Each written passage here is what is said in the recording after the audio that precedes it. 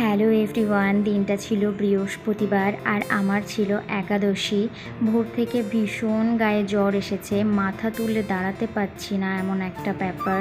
প্রশান্তকে বললাম, প্রশান্ত আমার গায়ে জ্বর এসেছে, আমি রান্না করতে পারবো না। প্রশান্ত বলল, হ্যাঁ দেখছি তো গায়ে জ্বর এসেছে, রান্না করতে হবে না, ঘুমিয়ে পড়। যখন আমি ঘুম থেকে উঠলাম, ঘড়ির দিকে তাকিয়ে দেখলাম 10টা বাজে। প্রশান্ত প্রায় রেডি হয়ে গেছে দোকানে যাওয়ার জন্য।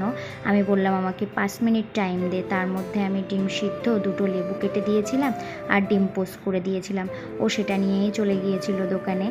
দুপুরের লাঞ্চ কিছুই করতে পারিনি, কিছুই দিতে পারিনি।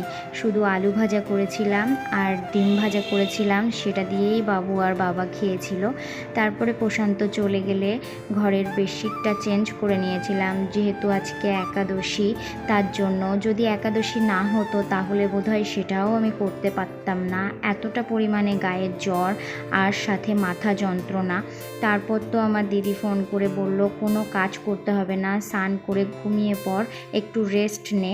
দেখো, তারপরে একাদশীর জন্য কিন্তু আমি দুধ গরম করে নিয়েছিলাম আর ফল বানিয়ে নিয়েছিলাম। আমার তো খেতেও ইচ্ছে করছে না, মানে কোনো কিছুই আমার ভালো লাগছে না, না খেতে ভালো লাগছে, না কোনো কাজ করতে ভালো লাগছে। কি যে হয়েছিল আমি নিজেও জানি না। সারাটা দিন মাথা যন্ত্রণা হয়েছে। এই মাথা যন্ত্রণাটা সেই রকম না, অনেক সময় হয় কপাল যন্ত্রণা করে, আমার কপাল যন্ত্রণা না, আমার মাথা যন্ত্রণা হচ্ছিল, সঙ্গে ঘাড়টার সব যন্ত্রণা করছিল। আমি কিছুই খেতে পাচ্ছিলাম না, তারপরেও খুব কষ্ট করে ফলগুলো খেয়েছিলাম আর বাবুর জন্য একটু লেবুর রস করে নিয়েছিলাম। বাবু কোনো ফল খেতে একদম ভালোবাসে না, সেই জন্য বাবুকে সপ্তাহে অন্তত করে 4-5 দিন লেবুর রস করে খাওয়ানোর চেষ্টা করি। আর এরপরে তো রাতে আলু সিদ্ধ ভাত করেছিলাম, যেটা সবাই খেয়েছিল। আর প্রশান্ত বাড়ি আসার সময় মিষ্টি আর দুধ নিয়ে এসেছিল।